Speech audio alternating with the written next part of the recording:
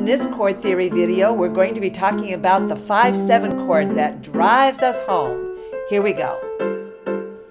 We know that the three primary chords in any key are the tonic, the 1 chord, the subdominant, the 4 chord, and the dominant, the 5 chord.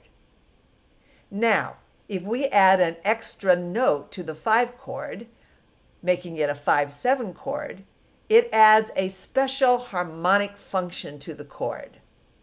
That extra note will be like putting the car in overdrive, giving it extra power to drive us home. Let's take, for example, the key of C.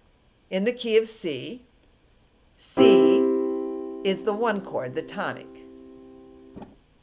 F is the 4 chord, the subdominant, and G is the 5 chord, the dominant. Now let's make it into a 5/7 chord.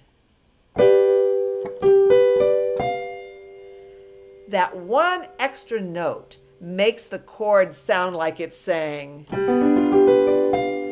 "We're going someplace, but we're not there yet." The 5/7 chord drives us back home to the tonic.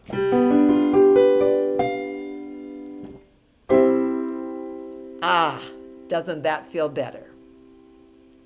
So how do you make a 5/7 chord? Using the key of C as our example, we start on C and we go up 5 notes. 1, 2, 3, 4, 5.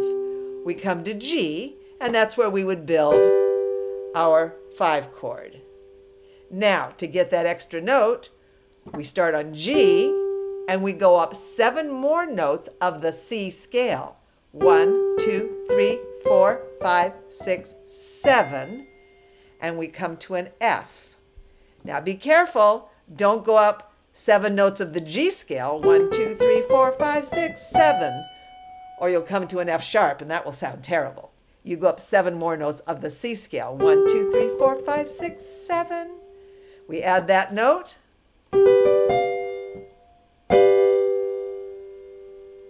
And we have our 5/7 chord, or our dominant 7th chord. Now, we're going to invert this chord one time to make it easier to play in our chord progression. So we're going to take the G that's on the bottom, and we're going to put it on top. Okay, let's play those 4 notes.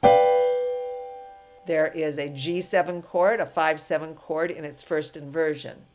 Now, for beginning piano players, playing 4 notes in one hand at the same time is really a handful. So we're going to take away the note that will have the least effect on the sound and the impact of the chord. And that note would be the D. So now if I play these 3 notes, it still sounds like the 5/7 chord. It's just a little easier to play. Now let's take our 5/7 chord and put it into a chord progression.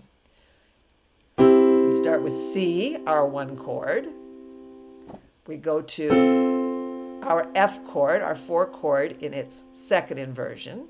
Come back to C, our 1 chord. Now we're going to go to our 5/7. And if you're feeling brave, add that D. There it is, our 5/7 in its first inversion, and then back to our C chord. Using our inversions, we don't have to jump around a lot. Everything is easy to get to. It's all underhand, and we have a wonderful chord progression. All right, let that 5/7 chord give it the overdrive that drives the song home. Have fun.